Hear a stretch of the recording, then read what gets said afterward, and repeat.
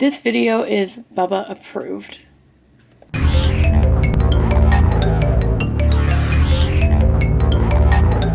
Hey guys, it's Georgia. Welcome back to my YouTube channel. If you guys are new here, welcome to my YouTube channel. So I've been starting to do a lot more like DIYs, fixing stuff up, a little more than just whatever randomness I thought of last year. So for today's video, I don't remember how I got this idea, but I'm going to fix up a pair of pointe shoes that are from a girl in my old neighborhood who I actually used to babysit. I'm not going to give her last name, but Kate, hello, you know who you are. And she actually gave me a pair of her dead pointe shoes a few weeks ago when I had the idea, just so that I knew I wouldn't forget. Once it's dead, it pretty much means it just can't be danced in, but they still have the shape, so I'm still able to use it to like, I'm just going to fix them first, but then I'm going to turn it into a Barbie 12 Dancing Princesses pointe shoe. I really don't remember how I came up with this idea. I think I saw the girl who makes the Barbie dresses on TikTok. But so that's what I'm going to be doing today. If you guys like it, you can see me in all my other social medias linked below. And if you like it at any point during this video, you can like and subscribe. My Etsy is also linked in description below. A couple of the projects that you're going to see in my new shorts that I just started, those are going to be available in my Etsy, either customized or as they were in the video. But yeah, let's get started. So this is the picture that I found on Google of the shoes that I'm going to be redoing. This was just the clearest picture I could find. I know it's still not the best quality, but this gives me at least all the details I need to try and redo. And here are the shoes that I'm actually going to be using. As you can see, they still are perfectly structured. They just have a bunch of stains on them. The toes are worn down. Insides are a little bit of a mess, but I didn't really care enough to fix or worry about that. But yeah, these are perfect for me to just fix up, paint on, do some designs. Good little solid canvas to have to use. And then to fix up that fraying on the toe, I am just using felt. I got 2 shades of pink because at the time I didn't know which one was going to better fit the paint that I had. And I only used one for the video. But here are the paints that I'm going to be using to add just the background details of the shoe. I do have more supplies, I just didn't have it at the time.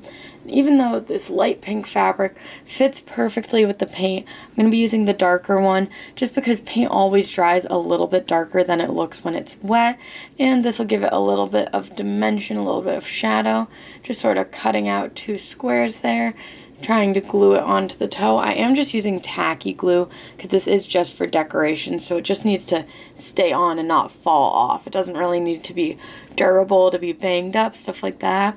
So I was just sort of spreading that, trying to make those frayed edges as flat as they could be, trying to make sure the felt wasn't going to start like curling up, suddenly peel off just because the actual base of the fabric was messed up. Because the whole point of me doing this was to make it so it was a nice, clean, flat, put together part of the shoe. And this didn't really take too long. It was just my tacky glue had dried out, so that's why I was using the stick. It also helped make it really flat. Then I just clearly had to cut off the little sides of the square because it is a round base, and I didn't really have a place where I could just fold it over without them looking really, really weird. I did end up folding it over on the back area, I'm pretty sure, just because that wasn't as flat of a surface as the front was. It wasn't a clear cut. But I do think it looks nice with that little area in the back, even though you can't really see that part when they're standing, when they're being used, stuff like that. So my next step I did was in the little, what I've been calling the mold, like the lip of the shoe, there is a place for the string so you could tie it to make it tighter. I was always told tuck laces inside the shoe when I did dance, but I was just putting some jewelry wire through this just so it would hold some form of a shape. It clearly isn't going to stay up perfect exactly how I put it, but it'll just do better than the shoe on the left is doing right now. Just give it some form of dimension, structure, all that stuff, so it doesn't look like it's falling in on itself. Next, we finally get to the painting. I don't know why I showed this part because I'm not doing it yet. But first I have to tape off the tip of the shoe since that hot pink is just for the point as you saw in the picture earlier. I'm not going to be putting that picture throughout the video, so if you really wanted to, you could Google one to watch along, or you could just trust that I'm using it. So I originally taped off the shoes, made them even, and I'm just painting the straight up pink on. But as you can still see all the little discolorations, all that stuff that we really don't want in a final product when I'm trying to make them look realistic to the movie. So I did end up just doing a white base coat. I did just the white base coat on this one before doing the pink, and that seemed to work perfectly fine. I do end up doing a white coat on the other one while that hot pink paint is wet, just because I was impatient and I didn't really want to have two shoes at different points. It was a lot easier to just do one and then the other right at the same time. But yeah, just the white base coat made it so the paint goes on a lot brighter. And I'm also doing this coat on the lip of the shoe. I don't know what it's actually called. That's just what I'm calling it. I would have done the entire shoe, but I didn't think too far ahead. So I just saw, hey, I'm going to need to paint this part white at some point.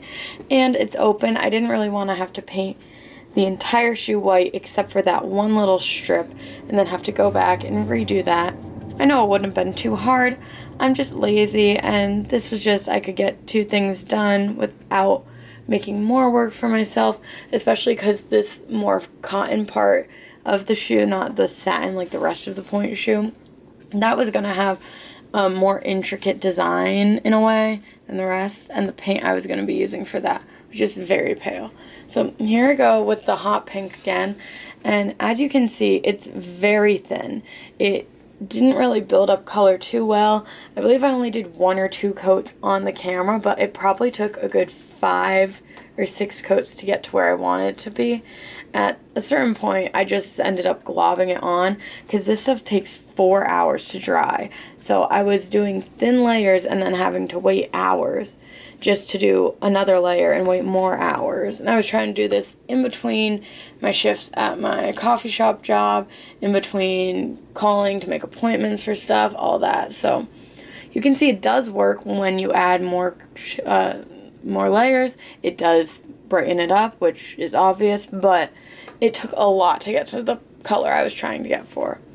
And then here they are, finally at that color. I know it looks very neon, but once you see it with the bubblegum pink, it looks a lot better. Here's my little ASMR I did for you guys. Make it nice and fancy.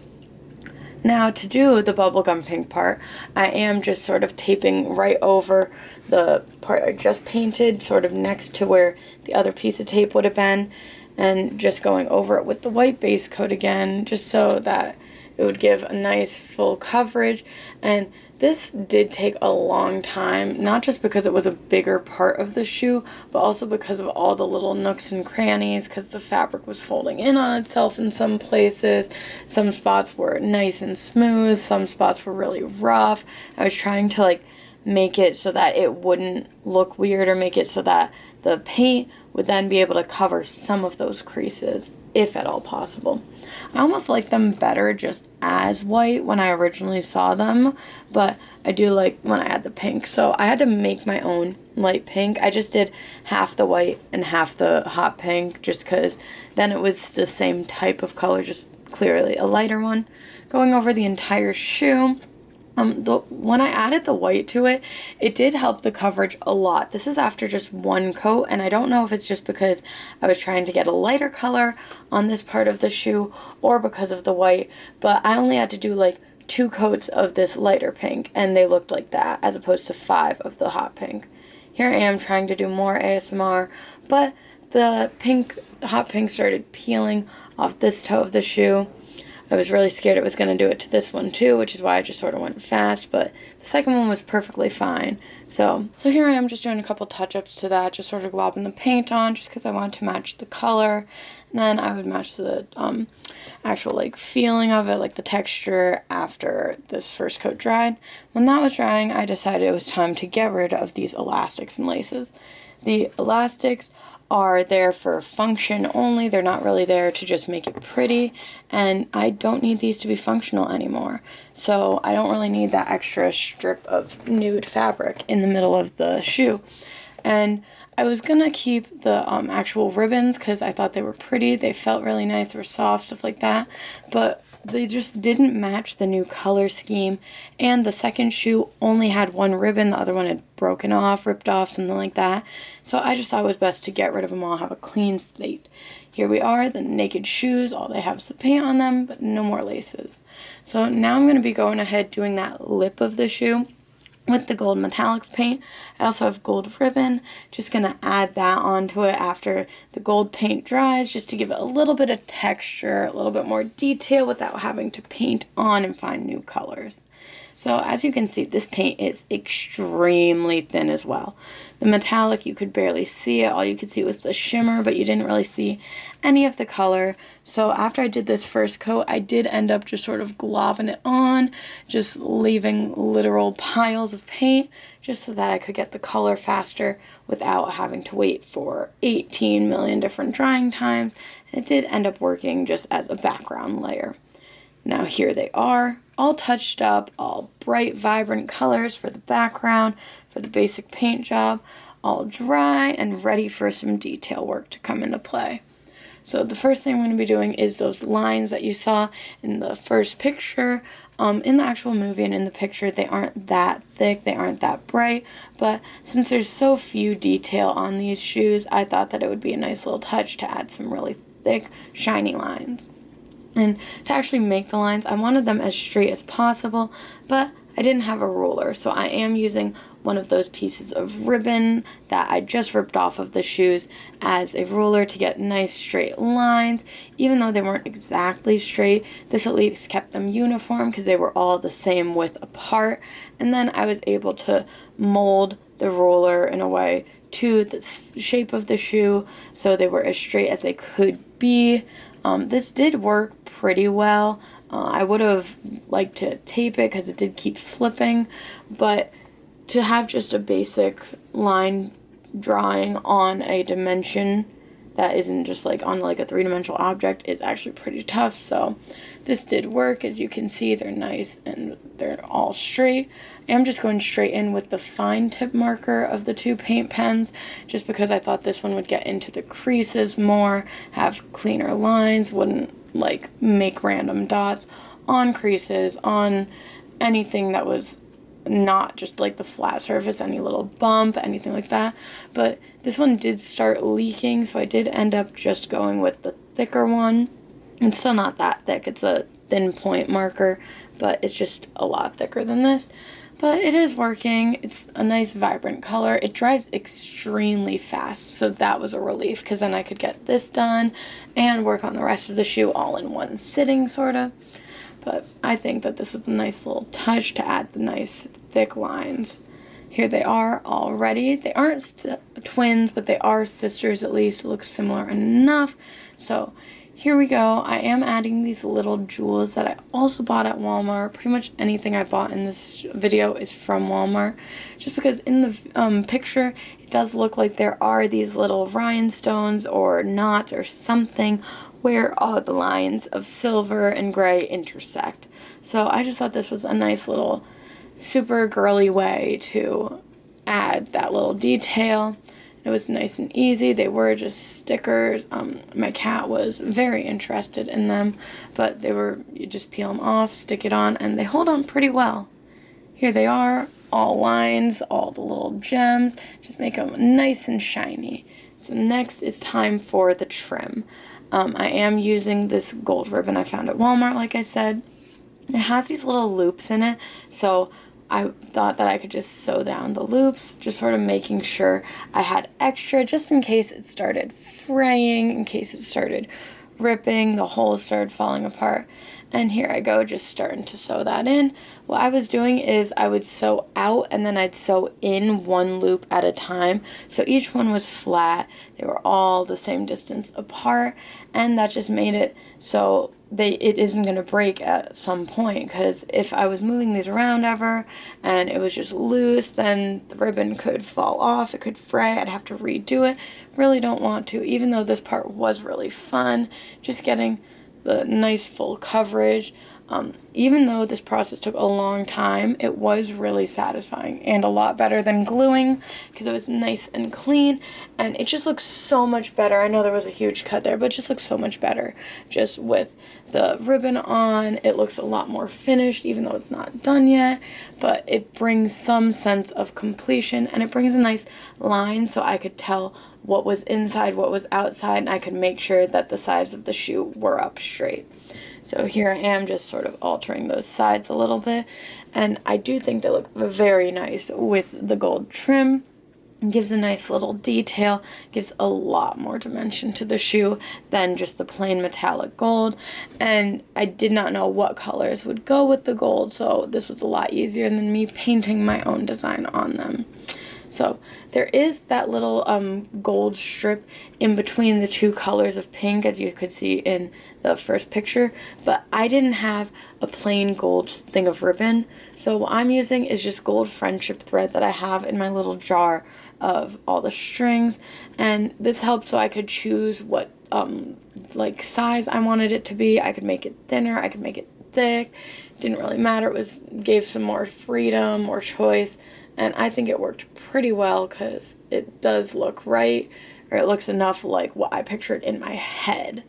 So here they were with just the gold ribbon on it, and just to sort of bring it all together, I am painting more of the gold metallic. I am just sort of globbing it on, but this will cover up all the little lines in between the two pieces and make it look like one solid piece of string as opposed to 5 really tiny thin pieces. So this just sort of brought that whole part together. Also just brings a little bit more of the original gold accent into this newer one. And after that, I did not know how I could get this random string off, so I'm just using an X-Acto knife, going with the sole of the shoe, just cutting it off. I do end up like flattening it because I thought I would put a piece of felt or something over the sole. I still haven't yet. I didn't in this video, but I might in the future. But the back isn't going to be seen. I just needed these gone to make sure that it wouldn't come off, make sure if my cat got to it, she wouldn't be able to rip things off. I wouldn't have to repaint anything, restring any of it. So it's just a nice little final detail. Now here we go with the last bit is that little bow with flowers on the tip of the shoes. So again, bought flowers at Walmart. I only needed 2. It only came in a pack of 40, but I will find something else to use them for. In the picture, it does have this like white, it's not a white bow, it's a pink bow. So I just took a piece of pink ribbon, folded it into 3, just did sort of a basic stitch, like in, out, in, out, in, out, pulled it tight so then all the fabric went together, and then wrapped the string around it just so that it wouldn't move. And then to sort of station that, I sewed the flower onto the bow itself, and then I'm sewing the bow straight into the shoe using the exact same holes as I did for the trim. This just gives it that last little bit of detail to help everything come together. It looks a lot more professional in a way, even though it makes it look more childish. And here are finished product. I really like these. It took a long time to finish them. I think that all the accents are really good. I love the little flowers, even though that was probably the easiest part. That is my favorite detail because the dark red rose brings in the tip of the shoe, and then the little pink bow. It's just so cute. I don't think they look exactly like the original, but they are my rendition, and I just think they are amazing. I wish that they were wearable for my feet. I wish that I could wear them out, but I can't, so maybe I'll do this again at some time. But thank you guys for watching. I hope you enjoyed this video. If you did, please like and subscribe. You can comment down below. All my other socials and my Etsy shop are linked in the description, and yeah, see you next week. Bye.